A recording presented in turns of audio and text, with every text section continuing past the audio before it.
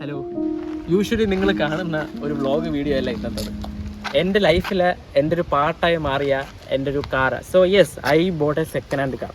ഞാൻ പ്രൗഡ്ലി പറയുന്ന ഒരു സെക്കൻഡ് ഹാൻഡ് കാർ ഞാൻ വാങ്ങിച്ചിട്ടുണ്ടെന്നുള്ള കാര്യം. ഹിയർ ഈസ് വൈ ഞാൻ എന്തുകൊണ്ട് സെക്കൻഡ് ഹാൻഡ് കാർ എടുത്തു എന്നുള്ള കാര്യം ഞാൻ ഈ വീഡിയോയിൽ പറയുന്നുണ്ട്.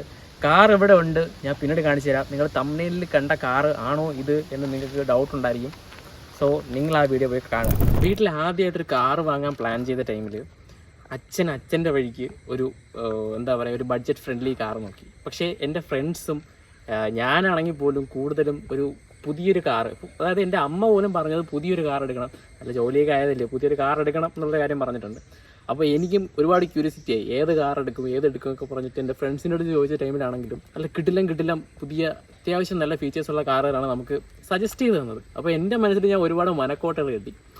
നമ്മളൊരു പുതിയ കാർ എടുക്കുന്ന സമയത്ത് അതിൻ്റെ ഒരു ഓപ്പണിങ്ങും ആ ഒരു ഷോറൂമിൽ പോകുന്ന ഒരു എക്സ്പീരിയൻസ് എല്ലാം അടിപൊളിയാണ്.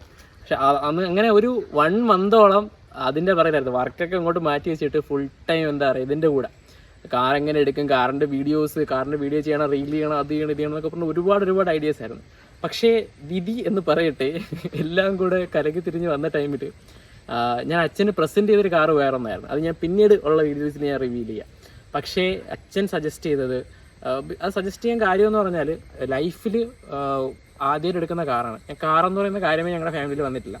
അപ്പോൾ ആ ടൈമിൽ ഒരു ചെറിയ കാറിൽ സ്റ്റാർട്ട് ചെയ്യുക, മുമ്പോട്ട് പോകുന്ന ടൈമിൽ നമുക്ക് നല്ല കാർ എടുക്കുക. അത് അച്ഛൻ്റെ പോയിന്റ് ശരിയാണ്. നല്ലൊരു ഹൈ പേയിങ് ജോബ് കിട്ടിയതിന് ശേഷം ഒരു ഫ്രഷ് കാർ എടുക്കുക എന്നുള്ളതായിരുന്നു സൊസൈറ്റി പ്രഷർ. എൻ്റെ പ്രഷറല്ല, സൊസൈറ്റി പ്രഷർ.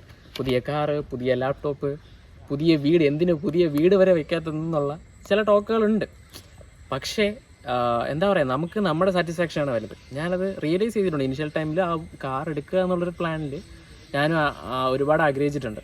പുതിയൊരു കാർ എടുക്കണം, അതിനുവേണ്ടി ഒരുപാട് റിസർച്ച്, പറയുന്ന ഷോറൂം ആണെങ്കിലും ഡയറക്റ്റ് കോൾ ചെയ്തിട്ടുണ്ട്, വെബ്സൈറ്റ് ത്രൂ നോക്കിയിട്ടുണ്ട്, ഫ്രണ്ട്സുമായിട്ട് ഡിസ്കസ് ചെയ്തിട്ടുണ്ട്, ഫാമിലിയായിട്ട് വരെ ഡിസ്കസ് ചെയ്തിട്ടുണ്ട്. ഫാമിലി ഇനിഷ്യൽ ടൈമിൽ ഓക്കെയാണ് പറഞ്ഞത്. പക്ഷേ അവരും എന്താ പറയുക, നമ്മുടെ ഒരു ഫിനാൻഷ്യൽ സ്റ്റെബിലിറ്റിയാണ് അവർ മെയിൻലി അവരും ഫോക്കസ് ചെയ്തത്.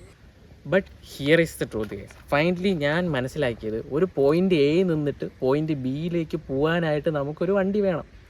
ഒരു ബേസിക് ആയിട്ടുള്ള ഓടുന്ന, എന്താ പറയുക, അത്യാവശ്യം നല്ല സ്പെക്കൊക്കെ ഉള്ള, അത്യാവശ്യം നല്ല കണ്ടീഷനായിട്ടുള്ള, നമുക്ക് അത്യാവശ്യം നല്ല രീതിയിൽ തന്നെ ട്രാവൽ ചെയ്യാനും ഭയങ്കര കംഫർട്ടബിൾ ആയിട്ടുള്ളൊരു വണ്ടി വേണം എന്നുള്ള ആ പോയിന്റ് ഞാൻ മനസ്സിലാക്കി. അങ്ങനെ ഞാൻ എൻ്റെ ലൈഫിലോട്ട്, എൻ്റെ ഫാമിലിയിലോട്ട് ഈ കാണുന്ന മുതലിനെ ഞാൻ ഇറക്കി. ഞാൻ ഇവനെ ടെസ്റ്റ് ഡ്രൈവ് ചെയ്ത ടൈമിൽ എനിക്ക് അന്ന് വണ്ടി ഓടിക്കാൻ അറിയത്തില്ലായിരുന്നു. സോ ഞാനല്ല ടെസ്റ്റ് ഡ്രൈവ് ചെയ്തത്, എൻ്റെ ഫ്രണ്ടാണ് ടെസ്റ്റ് ഡ്രൈവ് ചെയ്തത്. സോ ആ ടൈമിൽ എനിക്ക് ഭയങ്കരമായിട്ട് അറ്റാച്ച്മെൻറ്റ് തോന്നി. അത് കൈക്ക് വണ്ടിയിൽ വന്ന് ഇരുന്ന ടൈമിൽ എന്തോ ഫാമിലിയിലോട്ട് വരണം എന്നുള്ളൊരു മെൻറ്റാലിറ്റി ഉള്ളതുപോലെ എനിക്ക് തോന്നി. അപ്പോൾ തന്നെ ഓക്കെ പറഞ്ഞു, പിന്നെ അഡ്വാൻസും കൊടുത്തു.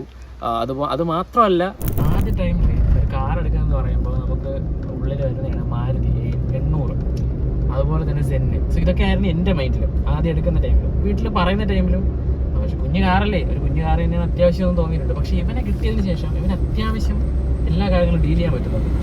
ലൈക്ക് അത്യാവശ്യം ലഗേജ്, പിന്നെ ഹാച്ച് ബാക്കും കൂടെ ആയതല്ല, ഹാച്ച് ബാക്ക് തന്നെയാണ്. അതുപോലെ തന്നെ ഇതിൻ്റെ ഒരു ഷേപ്പും, ഈ ഒരു വണ്ടി ഓടിച്ചു കഴിഞ്ഞാൽ നമുക്ക് ഓൾമോസ്റ്റ് ഒരു ആവറേജ് പൊസിഷനാണത്. എല്ലാ വണ്ടിയും നമുക്ക് ട്രൈ ചെയ്യാനായിട്ട് പറ്റും. ഞാൻ കാർ എടുത്ത ടൈമിൽ എനിക്ക് കാറിനെ പറ്റി ഒന്നും അറിയത്തില്ലായിരുന്നു. സോ ബിഫോർ റിസർച്ചാണ് മെയിൻലി എനിക്ക് കാറിനെ പറ്റി ഒരുപാട് കാര്യങ്ങൾ പഠിപ്പിച്ചു തന്നത്. സോ അതിന് ശേഷം ഞാൻ ഒരിക്കലും എക്സ്പെർട്ട് എന്ന് ഞാൻ പറയത്തില്ല. കാര്യം കാർ എടുത്ത് ഞാൻ പഠിക്കുന്നതാണ്, സ്റ്റിൽ ലേണിംഗ് ആണ്. കാറിൻ്റെ ഒരുപാട് കാര്യങ്ങൾ പഠിക്കുന്നതേ ഉള്ളൂ. പക്ഷെ നിങ്ങൾക്കൊരു ഫുൾ വീഡിയോ വേണം എന്നുണ്ടെങ്കിൽ നിങ്ങൾ കമൻറ്റ് ചെയ്യൂ, നമുക്ക് ചെയ്യാം. മേ ബി എൻ്റെ ഫ്രണ്ട്സ് തന്നെ അത്യാവശ്യം നല്ല നോളജുള്ള ഒരുപാട് ആൾക്കാരുണ്ട്. സോ അവരെന്നെ നിങ്ങൾക്ക് പറഞ്ഞു തരും.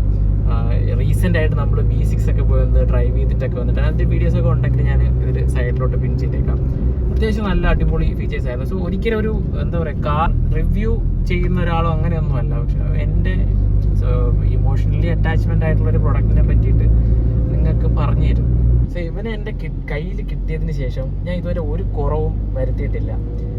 എണ്ണ കൂടി അറിയാലോ, എണ്ണ കൂടി അത്യാവശ്യം നല്ല രീതിയിൽ തന്നെ എണ്ണ കുടിക്കുന്നുണ്ട്. പക്ഷെ അതൊന്നും കാര്യമാക്കാണ്ട് ഒരു ക്ലീൻ മോഡിഫൈ ചെയ്തുകൊണ്ട് എനിക്കൊരു വണ്ടി കൊണ്ട് നടക്കണം. സോ ഒരു വണ്ടി പ്രാന്തനൊന്നും അല്ല, എങ്കിലും അത്യാവശ്യം നല്ല വൃത്തിയിൽ തന്നെ മോഡിഫൈ ഒക്കെ ചെയ്ത് കൊണ്ട് നടക്കണം എന്നുള്ള ഒരു ഇനിഷ്യൽ ടൈമിൽ തന്നെ കൂളിങ് അടിച്ചിട്ടുണ്ടായിരുന്നു.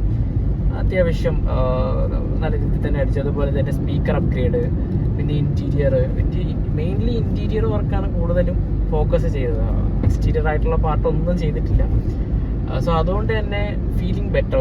എനിക്ക് വേണമെങ്കിൽ ഒരു സീറ്റ് കുറേയൊക്കെ അടിച്ചൊരു പുതിയ കാറായിട്ട് കൊണ്ട് നടക്കാമായിരുന്നു. പക്ഷേ എന്തോ വേണ്ട, എന്താ പറയുക, ഒരു അറ്റാച്ച്മെൻറ്റും കൂടെ നമുക്ക് ഉണ്ടാവും ആദ്യമായിട്ട് എടുത്തൊരു കാറ് എന്നുള്ള രീതിയിൽ. മേ ബി ഇനി വരുന്ന സമയങ്ങളിൽ ഫീച്ചർ അപ്ഗ്രേഡേഷനൊക്കെ ഉണ്ടായേക്കാം. പക്ഷേ എനിക്കെന്തോ ഈ ഒരു രീതിയിൽ മുമ്പോട്ട് പോകാനാണ് ഒരുപാട് ഇഷ്ടം. ഇവനെ എൻ്റെ കയ്യിൽ കിട്ടിയതിന് ശേഷം ഒരു EMI ജീവിതം എനിക്ക് ചെയ്യേണ്ടി വന്നിട്ടില്ല. ആ കാര്യം ഫുൾ എമൗണ്ട് കൊടുത്തിട്ട് ഇവനെ ഞാൻ എടുത്ത് അങ്ങനെ ഒരു കാർ എടുക്കണമെന്ന് തന്നെയായിരുന്നു. ഈവൻ ഫ്രഷ് എടുത്താലും അങ്ങനെ എടുത്തു കഴിഞ്ഞാൽ എന്ത് കാര്യമല്ല, നമുക്ക് EMI അടയ്ക്കണ്ട, നമുക്ക് നമ്മുടെ ലൈഫിൻ്റെ കാര്യങ്ങൾ മുമ്പോട്ട് നോക്കാം, നമ്മുടെ ലൈഫിലെ യൂട്ടിലിറ്റീസും അങ്ങനെയുള്ള ഒരുപാട് കാര്യങ്ങൾ നമുക്ക് ഇതിൽ ഫോക്കസ് ചെയ്യാനായിട്ട് പറ്റും. അതുപോലെ തന്നെ ഇപ്പോൾ എനിക്ക് എന്താ പറയുക, പ്രോപ്പറായിട്ട് ഫാമിലിയായിട്ട് ടൈം സ്പെൻഡ് ചെയ്യാൻ പറ്റും. പൈസ അടയ്ക്കണം, അത് വരുന്ന സാലറിക്ക് അനുസരിച്ച് എനിക്ക് എൻ്റെ കാര്യങ്ങൾ ചെയ്യാൻ പറ്റുന്നുണ്ട്.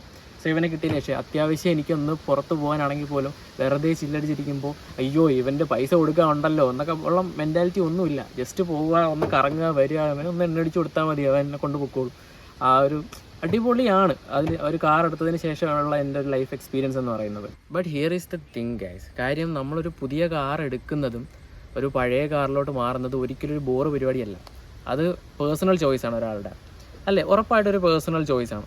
അപ്പോൾ ഞാനിത് എടുത്തത് കൊണ്ട് എന്നെക്കൊണ്ട് ഇതൊന്നും ചെയ്യാൻ പറ്റത്തില്ലല്ലോ എന്നുള്ള കാര്യമല്ല. പക്ഷേ ഫ്യൂച്ചറിൽ അത് നടക്കും, ആ ഒരു കാര്യം ചെയ്തിരിക്കും. ഇപ്പോൾ സ്റ്റാർട്ട് ചെയ്യുന്നത് ഒരു ബേസ് വേരിയൻറ്റിൽ, എന്താ പറയുക, ഒരു ബേസ് ആയിട്ടുള്ള കാര്യത്തിൽ സ്റ്റാർട്ട് ചെയ്താൽ ഫ്യൂച്ചറിൽ നമുക്ക് ഒരുപാട് കാര്യങ്ങൾ അച്ചീവ് ചെയ്യാൻ പറ്റും. ഇപ്പോൾ എന്താ പറയുക, ഒരു ജർമ്മൻ കാർ കൊണ്ട് നടക്കുന്ന അത്രയും ചിലവ് പോലും എനിക്ക് ഇവനെ കൊണ്ട് നടക്കാനില്ല.